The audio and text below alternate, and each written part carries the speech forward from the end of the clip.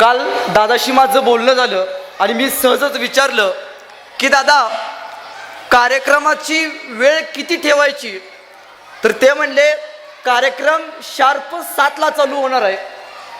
मी म्हणलो 7ला का, निदान 9ला तर करा. तर ते म्हणले 9ला का. मी म्हणलो नाही, आमच्या इकडं 6:30 ते 7:30 महिलांचा वेळ टी व्ही बघायचा असतो. तिथं राणादादा, शनाया, पाठक मॅडम एवढे चिकने चिकने चेहरे असताना आमच्यासारखा ओबडधोबड चेहरा कशाला बघावा, अत्याचार कशाला करावा असं वाटलं. तरी पण वेळात वेळ काढून माझी जिजाऊंची माऊली व्याख्यानाला आली, त्याबद्दल मोठ्या संख्येत उपस्थित असणाऱ्या आमच्या आया आणि नेहमीप्रमाणे कमी संख्येत उपस्थित असणारे आमचे बाप, त्यामुळे आयाने पहिल्यांदा टाळ्या वाजवायला काही हरकत नाही.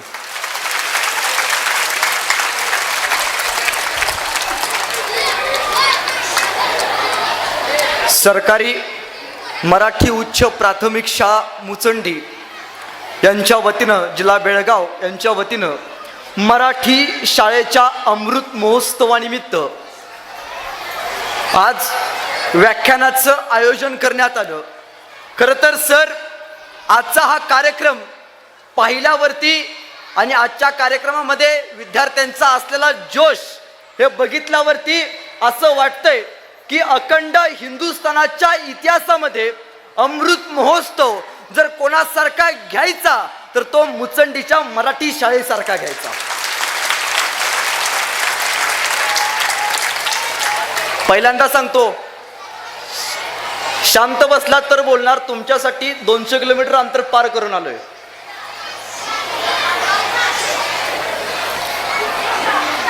पहिल्यांदा सांगतो, टाळ्या वाजवल्या तर मनापासून वाजवायच्या, उघड टिकल्या वाजवल्या आणि टाळ्या वाजवायच्या नाही त्या. कारण तुमच्या सगळ्यांच्या टाळ्यांची दाद ही सुदर्शन शिंदेची जायदाद आहे आणि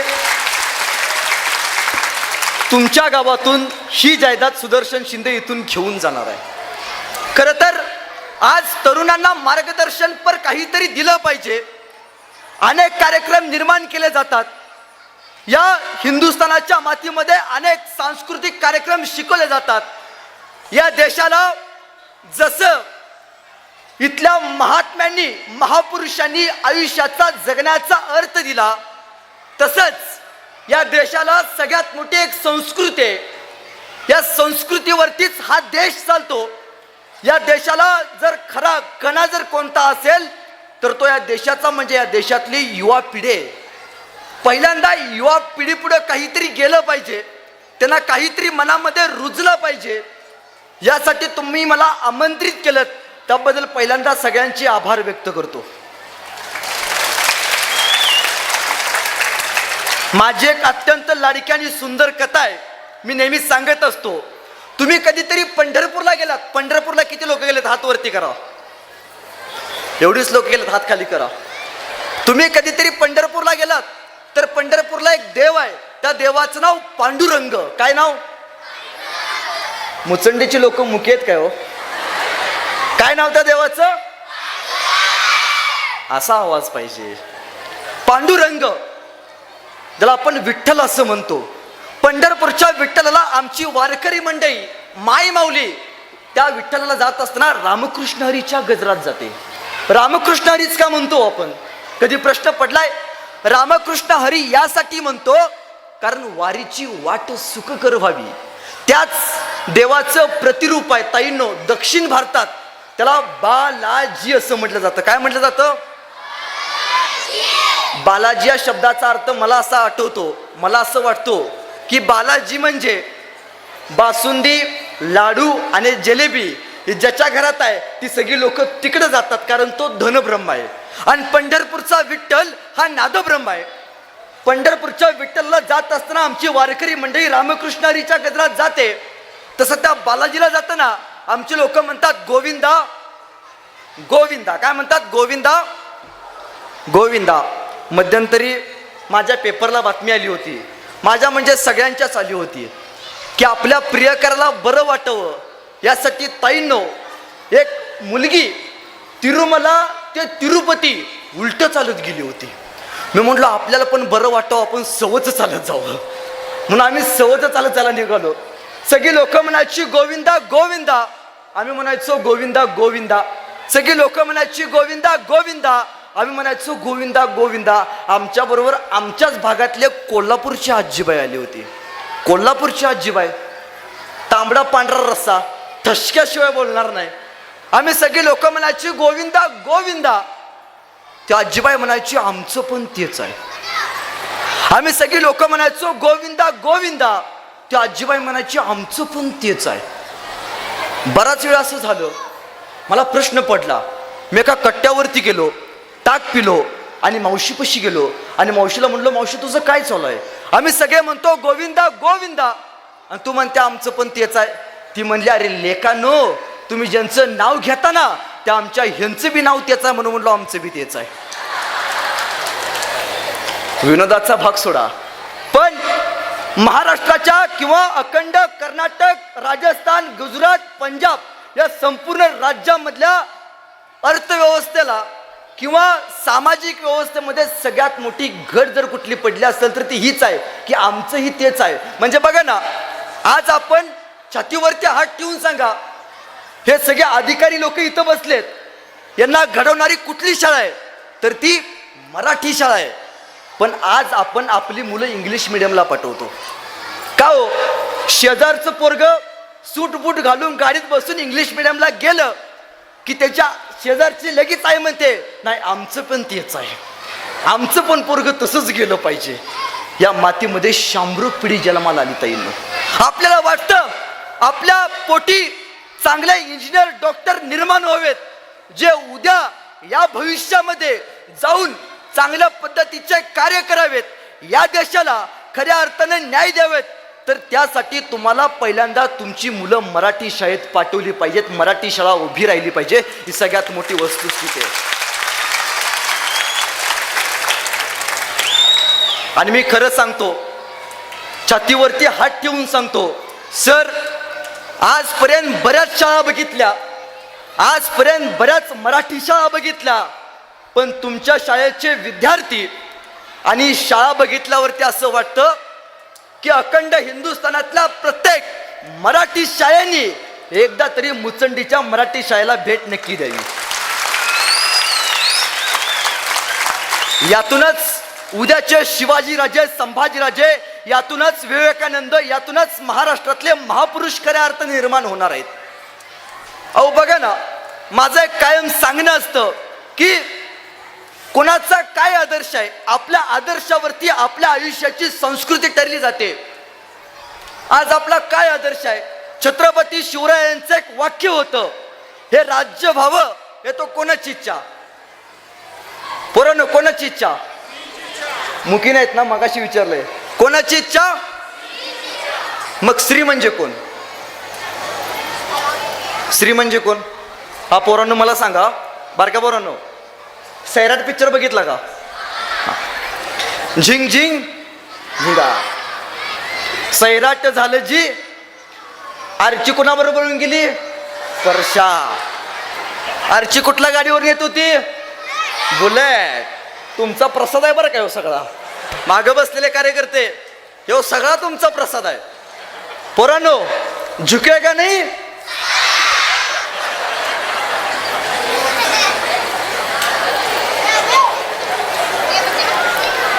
पोरांनो मला सांगा, पोरांनो मासाहेब जिजाऊंच्या आईचं नाव काय रे? मासाहेब जिजाऊंच्या आईचं नाव काय? जे पेरले ते उगवणार आहे. गहू पेरून कधी ज्वारी उगवले बघितले का हो? जुंधळे पेरून कधी मका उगवले बघितले का हो? जे पेरले ते उगवणार आहे, जे पेरले ते उगवले. ताई दंगा करते काय? मोबाईल हातात दे, शांत बसते ते. जे पेरले ते उगवणार आहे. आजपर्यंत जे पेरलं तेच उगवलं. अहो किती लोक आहेत, छातीवरती हात ठेवून सांगा, आज इथं बसलेला प्रत्येक माय माऊलीनं छातीवरती हात ठेवून सांगावं की मी आठवड्यातून एकदा तरी मी माझ्या पोराला शिवरायांचं चरित्र शिकवलंय, मी माझ्या पोराला स्वामी विवेकानंद शिकवलेत, मी माझ्या पोराला डॉक्टर बाबासाहेब आंबेडकर शिकवलेत. का नाही वर शिकवली? आज एखाद्या पोराला विचारलं, म्हणजे बघा ना, शिवरायांचं वाक्य होतं, हे राज्य व्हावं येतो श्रींची इच्छा. श्री म्हणजे कोण? श्री म्हणजे आई. आपल्या आईचं स्वप्न पूर्ण करण्यासाठी ऐन 12 ते 13 वर्षाचं पोरग, मिसरूट न फुटलेलं पोरग रायरेश्वराच्या मंदिरामध्ये जाऊन शपथ घेतं आणि 16व्या वर्षी रायरेश्वराच्या मंदिरामध्ये तोरणा किल्ल्यावरती जाऊन स्वराज्याचं पहिलं तोरण उभा करतं. ते छत्रपती शिवाजी महाराज संभाजीराजांचं एक वाक्य होतं, आबासाहेबांचे संकल्पित तेच करणे आम्हास अगस्त्य. आबासाहेब म्हणजे कोण? माझे वडील. माझ्या वडिलांनी जो मला संकल्प घालून दिलाय ते मला करणं भाग्य आहे. मग मला सांगा ताईंनो, शिवरायांचे आदर्श कोण होते? त्यांचे वडील. आणि संभाजी महाराजांचे आदर्श कोण होते? त्यांचे वडील आणि त्यांची आई. मग आज आपल्या पोरांचा आदर्श कोण आहे? आज आपल्या पोरांचा आदर्श कोण आहे? एखाद्या पोरला विचारलं की बाबा तुझा आदर्श कोण आहे, तर ते पोरग लगी म्हणतं शाहरुख खान माझा आदर्श आहे. आज एखाद्या इथं उभारल्या पोरला विचारलं की बाबा तुझा आदर्श कोण आहे, तर ते पोरग लगी म्हणतो सलमान खान माझा आदर्श आहे. दादा, शाहरुख खान तुझा आदर्श जरूर असू दे, सलमान खान तुझा आदर्श जरूर असू दे, पण एक वाक्य नेहमी लक्षात ठेव, शेतकऱ्याची पोरं किती आहेत हात वरती करा. शेतकऱ्याची पोरं, आता बऱ्यापैकी शेतकऱ्याची पोरं आहेत आणि शिकलेली शेतकऱ्याची पोरं आहेत, हात खालती करा. दादा न तुमचा आदर्श शाहरुख खान जरूर असू दे. म्हणजे जिम मध्ये ताईनो, जिम मध्ये 2 तास घाम घालणारा शाहरुख खान आमच्या पोरांचा आदर्श जरूर असू दे. काचेच्या फ्रेम समोर उभारून शायनिंग मध्ये फोटो काढणारा सलमान खान आमच्या पोरांचा ताईनो आदर्श जरूर असू दे. पण पोरांनो एक वाक्य नेहमी लक्षात ठेवा की सकाळी 7 वाजल्यापासून संध्याकाळी 7 वाजेपर्यंत, सकाळी सूर्य उगवल्यापासून संध्याकाळी सूर्य मावळ्यापर्यंत 2 बैलांच्या पाठीमागं लाकडी नांगराचा हुंडा घेऊन शेताच्या या बांधापासून शेताच्या त्या बांधापर्यंत नांगरणारा आपला बाप पोरांनो आपला आदर्श असला पाहिजे. आपला बापच आपला आदर्श असला पाहिजे. मग एखाद्या पोराला विचारलं की बाबा तुझं विराट कोहलीचं कितवं शतक झालं, तर ते पोरग लगी म्हणतं विराट कोहलीचं 100वं शतक झालं. लेका, कधीतरी शेतात जाऊन आपल्या बापानं या बांधापासून त्या बांधापर्यंत मारलेला धावा मोज, नक्कीच विराट कोहलीपेक्षा 1 शतक आपल्या बापाचं जास्त असेल. विराट कोहलीपेक्षा 1 शतक आपल्या बापाचं जास्त असेल, मोजता आलं पाहिजे हो. आज बघा ना, शिवाजी महाराजांचे मावळे राजाला म्हणायचे राजे तुमच्यासाठी काय पण हो. डॉक्टर बाबासाहेब आंबेडकरांच्या पाठीमागे जाणारे त्यांचे अनुयायी म्हणायचे बाबासाहेब तुमच्यासाठी काय पण. मग आता आमची पोरं कुणासाठी काय पण म्हणायला लागली. म्हणजे ताईनो, जिनं 9 महिने पोटात सांभाळले तिचं काय नाही, जिनं 9 महिने फाडून याला बाहेर काढले तिचं काय नाही, 9 दिवस आयुष्यात एखादी आली की लग म्हणतोय तुझ्यासाठी काय पण. पाक बेनो तोंडाचा चंबूच करते तुझ्यासाठी काय पण. मग आमच्या इकडचा एक कवी आहे, तो फार सुंदर म्हणतो, बाप काढलाच घराबाहेर लेका, बाप काढलाच घराबाहेर, दारात रडते माई पण, बायकोला मात्र रोज म्हणालास तुमच्यासाठी काही पण. अरे लोकच पोटाला जन्माला यावा म्हणून हिने किती केलते नवस, इकडून तिकडून तिच्या नवसाला देव सुद्धा पावला आणि तुझ्यासारखा पोरगा तिच्या पदरामध्ये घावला. लहानपणी माझी माय तुला शेतात न्यायची, लहानपणी ही माझी माय तुला शेतात न्यायची, तुला ऊन लागू नये म्हणून स्वतःच्या पदराची सावली धरून राहायची. तुला भूक लागल्यावर तू जोर जोरात रडायचास, तुला भूक लागल्यावर तू जोर जोरात रडायचास आणि माईचं दूध संपलं ना लेका तिचं रक्त सुद्धा वाढायचास. रक्त पिऊन पोचलास लेका, रक्त पिऊन पोचलास लेका, त्या रक्ताचा तरी ठेव मान, पवित्र अशा मातेचा करू नको अपमान. आता फक्त एक कर, या माझ्या दारातल्या माईला घरात तेवढा आण, या माझ्या दारातल्या माईला घरात तेवढं आण. किती दिवस जगणार आहे लेका झाडावरच हे पिकलं पान. तू गोडदोड खा, पण माझ्या म्हाताऱ्या माईला शिळी भाकर तरी वाढ. आणि जर भाकर वाढताना जर तुझी बायको आडवी आली तर तिला घराबाहेर काढ.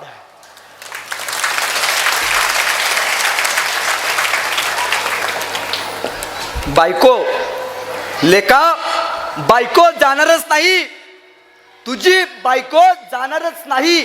मी तुला बॉन्डवर लिहून देतो. कशावर लिहून देतो? बॉन्डवर लिहून देतो. तुझी बायको जाणारच नाही, मी तुला बॉन्डवर लिहून देतो. यदा कदाचित गेली तर पट्ट्या मला येऊन भेट, मी तुला दुसरी करून देतो. तू आंधळा नाहीस, तू आंधळा नाहीस, पांगळा नाहीस. तुझी तुलाच कळली नाही किंमत. नवरा माय बापाला सांभाळतो म्हणून घर सोडून जाण्याची कुठल्याच बायकोत नसते हिम्मत. अरे तुला वाघ बनवलंय माईनं, तुला वाघ बनवलंय माईनं.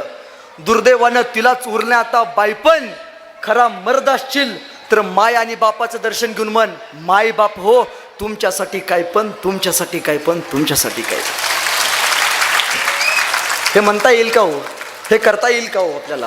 आयुष्यात अशा पद्धतीची पिढी या मातीमध्ये खऱ्या अर्थाने निर्माण करता येईल का हो?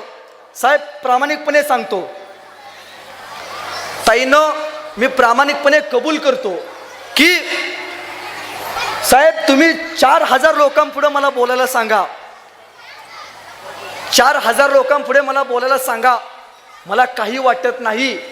पण ह्या 16 वर्षाच्या 10वीच्या पोरांपुढे बोलायला सांगा, माझ्यासारखा घाम कुणालाच फुटत नाही. जगात एक वेळ कॉलेजची पोरं तुम्ही शांत बसवाल, पण प्राथमिक शाळेतली पोरं शांत बसवायचं धाडस फक्त मराठी शिक्षकांमध्येच असू शकतं. तुम्हाला लय वाटतं मी माझ्या पोराला लय सांभाळते. नाही, तुमचं पोरग 10 वाजल्यापासून 5 वाजेपर्यंत ह्यांच्या तावडीत असतं. आजपर्यंत तुमची पोरं घडल्यात याचं कारण फक्त हे सगळे मराठी शिक्षक आहेत. आणि लक्षात ठेवा मराठी शिक्षक हा मराठी मातीचा सगळ्यात मोठा कणा आहे. जर समजा मराठी मातीचा मराठी कणा असलेला हा शिक्षक जर संपला तर या हिंदुस्थानातून मराठी संपायला सुद्धा वेळ लागणार नाही, याची विचार आपण केला पाहिजे.